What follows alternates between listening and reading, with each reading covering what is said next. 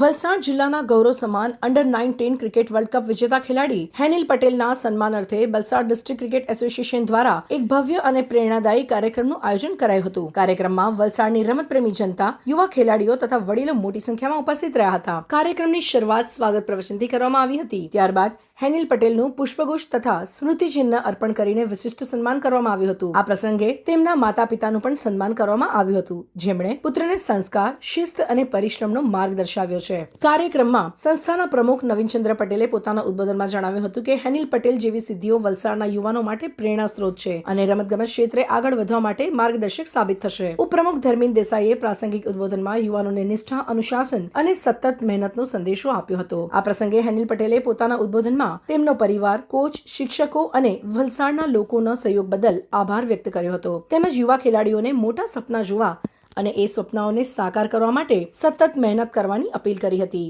કાર્યક્રમના અંતે માનદ મંત્રી જનકભાઈ દેસાઈ દ્વારા આભાર વિધિ કરવામાં આવી હતી। સમગ્ર કાર્યક્રમનું સંચાલન નરેન્દ્રસિંહ ઠાકોર દ્વારા કરવામાં આવ્યું હતું। છોકરા છોકરી અહીંયા ભેગા થયા છે, તો આપણે આમાંથી શીખવાનું છે। હેન્ડલમાંથી ઘણું બધું, હેન્ડલની વર્ક એથિક્સ, હેન્ડલ ફિટનેસ પર કેટલું ધ્યાન રાખે છે, હેન્ડલ પરફોર્મર તો હતો જ, પણ એની મહેનત છે એ બધું તમારે શીખવાનું છે।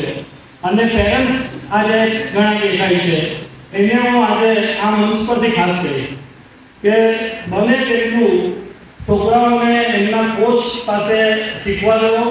હેન્ડલના ફાધર બધાને પૂછી લેવો કે ક્યારે પણ એમને કોઈ ડાકોર લગાવી હોય કે એમને કંઈ કમ્પ્લેન કરી હોય, એક મગજમાં કર્યું હોય ને કે આને પાછળ લીધે એને એ કાઢી નાખો, જેવી ટેલેન્ટ હશે ને તેને કોઈ રોકી નથી શકવાનું। અને એ દાખલો હેનિલ પટેલ છે।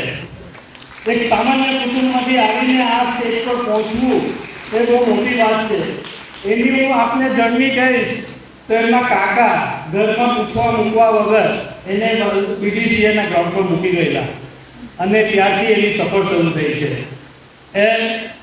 હવે આપણે આ ટુર્નામેન્ટની વાત કરીએ તો વર્લ્ડ કપમાં જ્યારે સિલેક્ટ થવાનું બાકી હતું ત્યારે દિલીપભાઈ યાદ હશે, 3 મહિના પહેલા દિલીપભાઈ આપણી વાત કરી હતી કે જમીન પર રહેશે તો બહુ ઉપર ઉડવાનું છે અને આપણે કીધું કે તમે હેન્ડલને જ કહેવા, અને માતા હતા એમને કીધું કે તમે વલસાડને એવો છોકરો આવ્યો છે કે વલસાડને ગૌરવ આપવામાં છે ભવિષ્યમાં, અને આજે આને સાબિત કરી બતાવ્યું છે।